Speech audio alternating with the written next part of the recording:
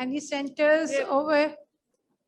Basically, they can give you examples, but here we are talking about collaborating with different organizations like TAF and the universities, and of course, international organizations to carry out some research studies on aging and how this can be helped to make it a healthy aging decade, you know. So we're now initiating. I don't think there are too many examples, but I'm sure the Are there foreign. any centers or organizations like that which have done research? And of course, there Yeah, are National certain. Institute of Health has been doing it for decades. You know, they have so many examples, so many researchers carried out in Bethesda, you know.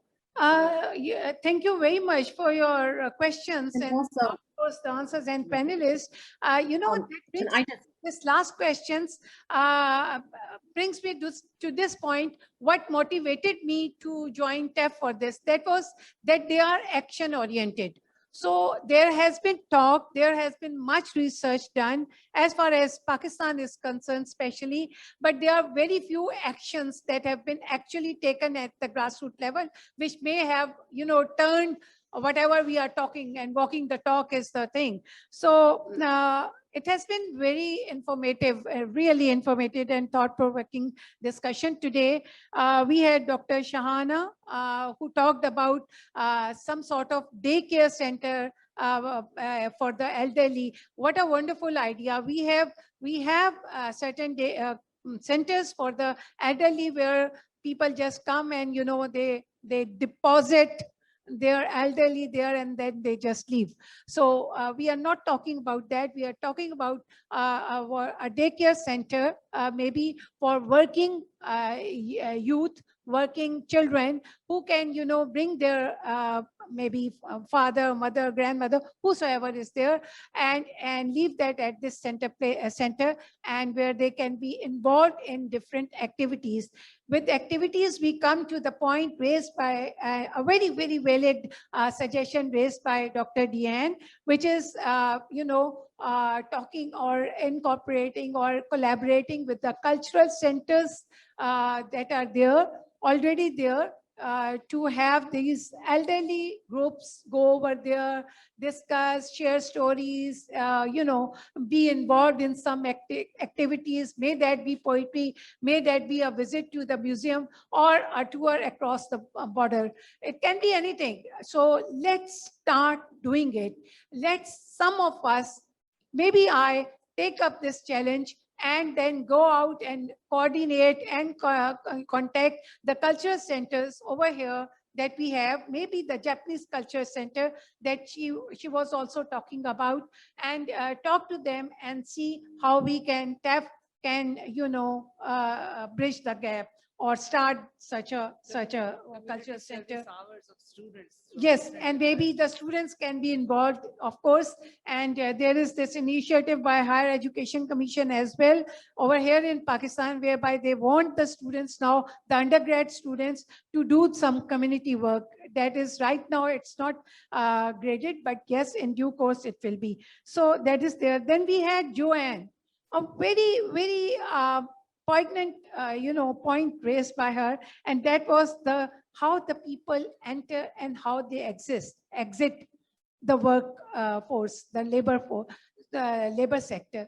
This is very important, and we need to do research and then involve people in advocacy and, you know, telling them how they can make a real good, impactful entry and exit. But by exit, we don't mean that they will just exit the labor market. They can still be contributor. So she also emphasized how we can actually work for making it a healthy economy for the elderly workforce as well. And she talked about slums to be converted into successful neighborhoods.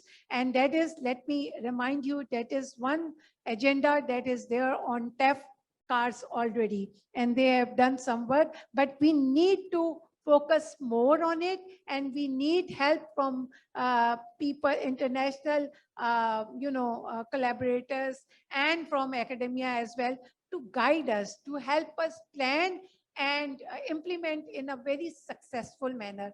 And then, of course, Madam, for you, will be conducting research and publishing as well.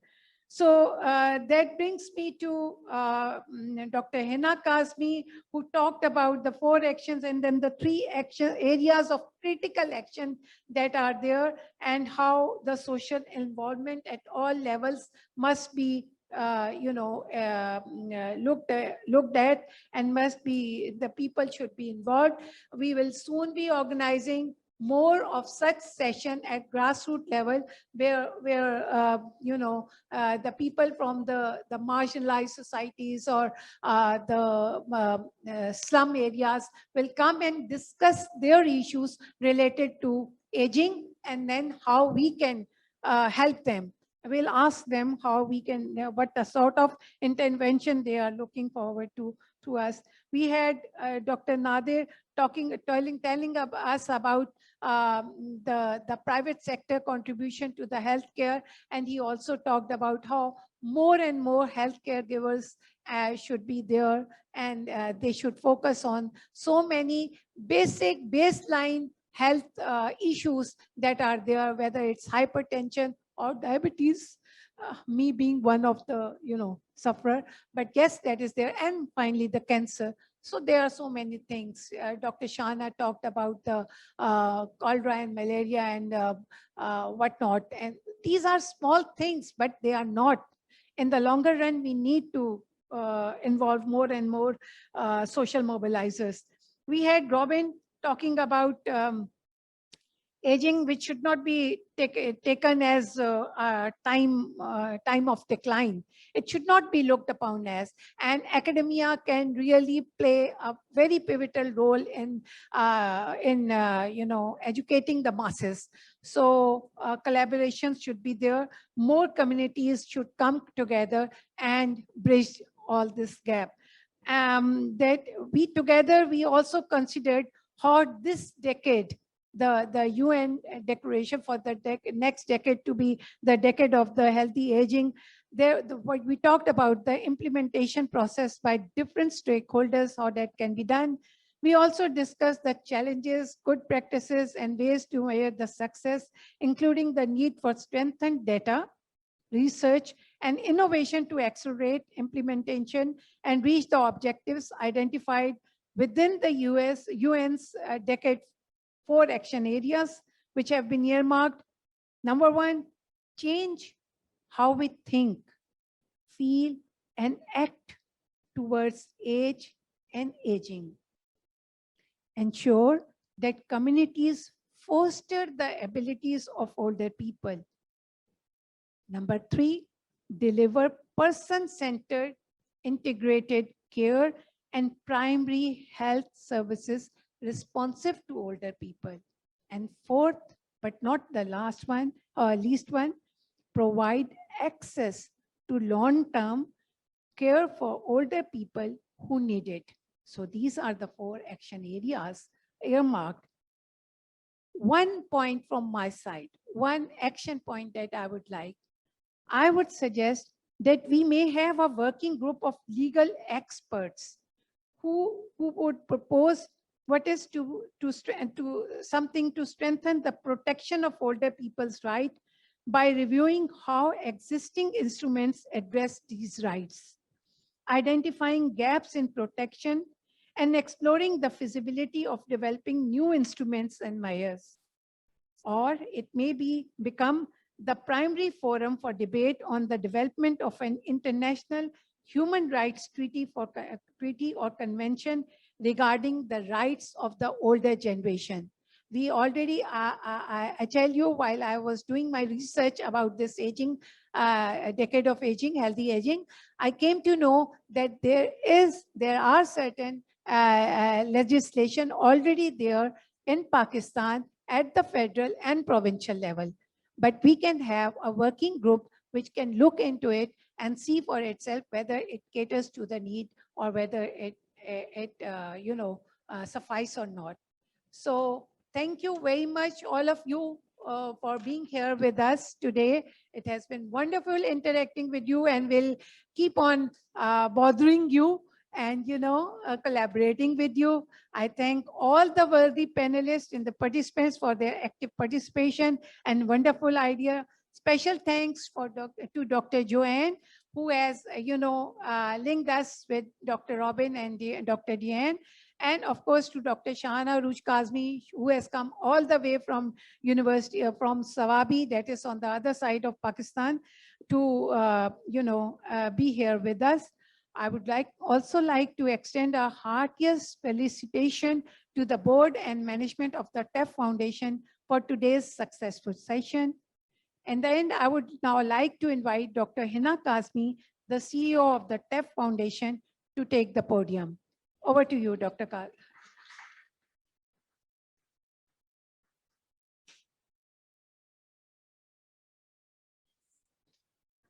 Thank you very much, Amreen. Thank you very much. Very quickly, a few points, and then I'll be saying out the declaration. TEF Foundation is working for elderly already. It's the 5th year.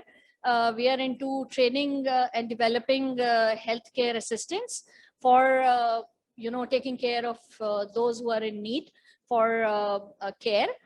Other than that, TEF Foundation has also, we have installed RO plants in Balochistan, where we provide free clean water to common community and people. There we felt the need that bringing the water, fetching the water from the RO plants to their home is difficult for elderly and women. So we provided water wheel, 600 water wheels in different 600 households in that community. Other than that, we have worked on psychosocial skills development and bringing different generations together in Tharparkar district in Pakistan, where in the villages, we sat with the children and the parents and the elderly and did some psychosocial exercises to bring them together and to make them express and develop relationships and bringing the generations together. We have been holding health and hygiene sessions in different parts of Karachi as well as in Sindh till date, and been emphasizing on this healthy aging. Recently, starting with my 5th decade of age, I believe that once this decade would finish, I will also be one of them that we are talking about. So this decade is very close to my heart. This is very close to TEF's vision and mission. So here I declare, as CEO of TEF Foundation, I, Hina Kazmi, declare that under the TEF vision and mission, the foundation will live as a healer, compassionate to the needs of those around us. We will lift the vulnerable, restore the broken, and encourage the discouraged during this decade of healthy aging 2020-2030. And even beyond. We will become someone's miracle by bringing improvement in lives, by providing caring to them, and by creating opportunities to those who are in need. TEF Foundation hereby announces entering the United Nations Decade of Healthy Aging with a mission to engage in a dialogue of divergence and to collaborate on the points of convergence to develop responsible citizenship for the world and for Pakistan. May God help us in our endeavor. Thank you.